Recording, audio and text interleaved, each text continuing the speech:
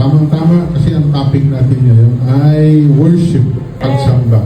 Alam mo, yan ang pinaka-highest calling natin. Yun din ang ating eternal calling.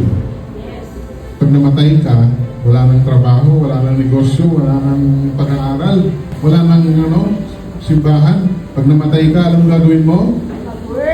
Mag-worship ka na lang. Wala kang nakita sa Bible, sa Book of Revelation, na anumang uri ng aktibidad sa langit sa mga anak ng Diyos, kundi magsamba lang sa Kanya.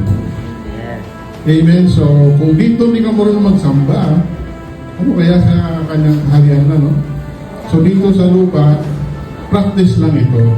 Kasi dito sumasamba ka na may pakiramdam, nagutom, lungkot, pagod, pero pinili mo pa rin sumamba.